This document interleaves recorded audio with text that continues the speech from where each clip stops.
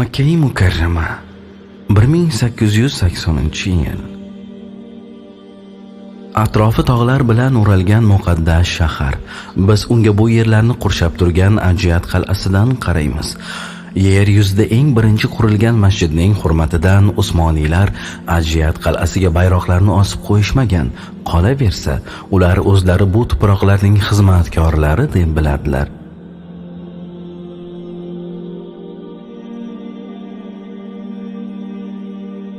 Keling, Masjidul Haromning 1880-yilgi ko'rinishiga birgalikda safar qilamiz.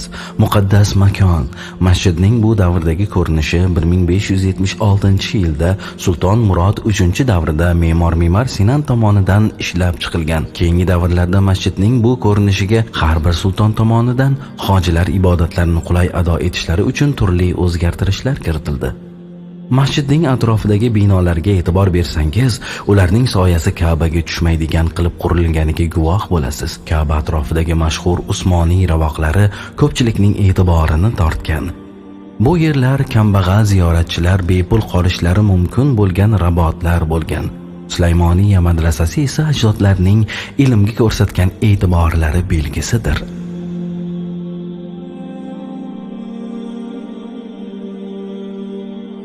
Endi esa Masjidul Haromga payg'ambarimiz sollallohu alayhi vasallam kirgan taraflardan nazar solamiz. Rasululloh sollallohu alayhi vasallam Bobus Salom, ya'ni salom eshigidan kirardilar. Bu eshikning yuqori qismiga Usmon G'oziydan to Sulton Murod 3-gacha bo'lgan Usmonli sultonlarning ismlari bitilgan.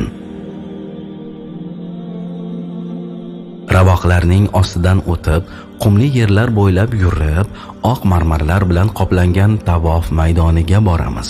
Qarshimizda Bobi Bani Shayba, ya'ni Shayba avlodlari eshigiga duch kelamiz. Bani Shayba urug'i qo'lida Ka'baning kalitlari saqlanadi. Darvoza arksimon shaklda qurilgan. Bobi Bani Shayba Rasululloh sallallohu alayhi vasallam hayotlik davrlarida Masjidul Harom hududiga o'tilgandan dastlabki kirish joylaridan biri bo'lgan. Payg'ambarimiz sollallohu alayhi vasallam tavof uchun shu darvozadan o'tib, masjidga kirganlar va o'ng tomonga qarab yurganlar. Biz ham xuddi shunday qilamiz.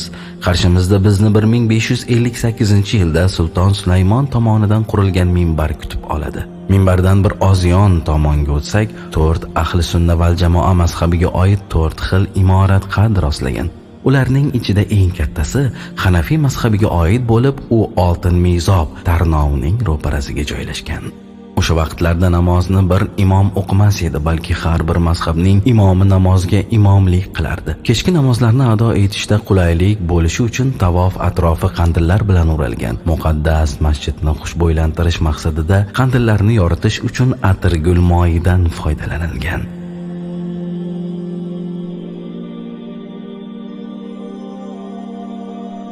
Ka'baning Shom burchagidan Yaman burchagi tomon o'tilsa, Maliki va Hanbali mazhablarining joyidan chiqiladi. Hozir aynan Hajarul Asvad, qora toshning to'g'risida turibmiz. Jannatdan yerga Odam alayhissalom bilan birga tushirilgan tosh. Bu yerda tavof boshlanadi. Multazam esa duolar tezda qabul bo'ladigan makon sanaladi.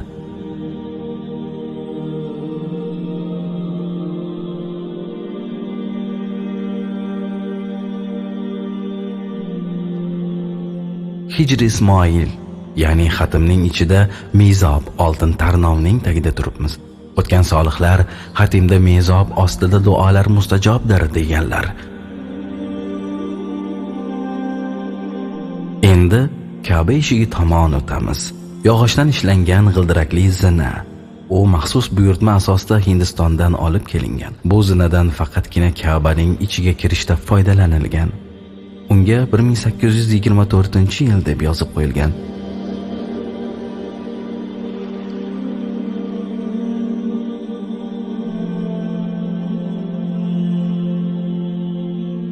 Mana Allohning baytining darvozasi ostonasida turibmiz. Bandani o'zgacha his-hayajon qamrab oladi.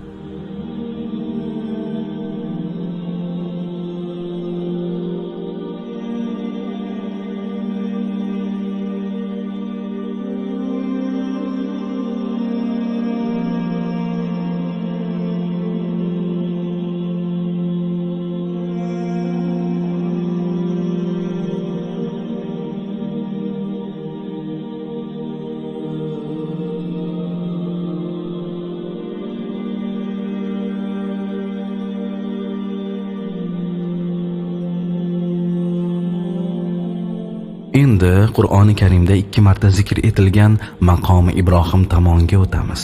Bu yerda Ka'batullohni qurgan Ibrohim alayhissalomning oyoq izlari saqlanib qolgan tosh bor. Bu joy ham Masjidul Haromdagi eng muhim qismlardan biri sanaladi. Maqomi Ibrohimga tutashgan ochiq qism Shofiy mazhabining joyi hisoblangan. Bani Shayba darvozasidan Zamzam qudug'i joylashgan binoga o'tamiz. 1517-yilda Usmoniylar muqaddas Zamzam qudug'i ustiga birinchi binoni qurdilar. Binoning devorlari esa Zamzam haqidagi oyati karima va hadisi shariflar bilan bezatilgan.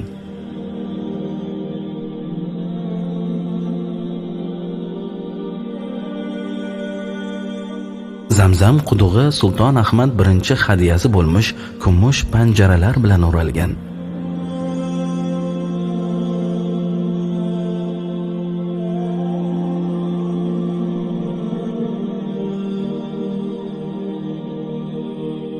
Muborak Ka'baga hurmat bajo keltirgan holda Usmonli ravoqlari ostidan o'tib say tomon boramiz.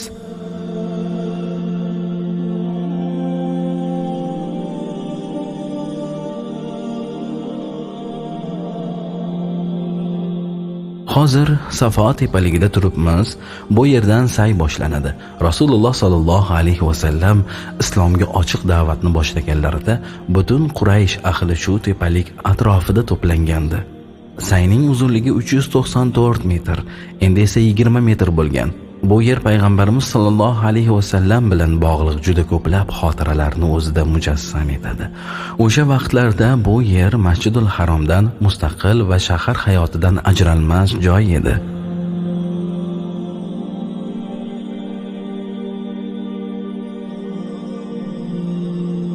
Hojar onamizning qanchalik qiyinchiliklarni boshlaridan o'tkazganlarini his qilish uchun bu joy aslicha qoldirilgan. Endi sayning tugash joyi Marva tepaligidan Rasululloh sallallohu alayhi va sallam dunyoga kelgan taraf tomon ketamiz.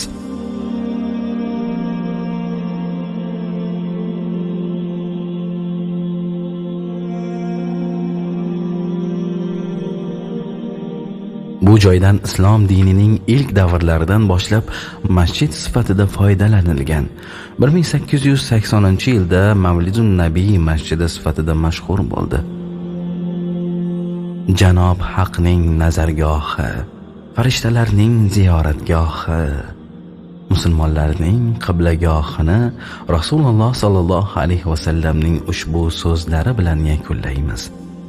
Ey Makka, Allohga qasamki, albatta sen Allohning eng yaxshi yerisan va Allohning o'ziga eng mahbub yerisan.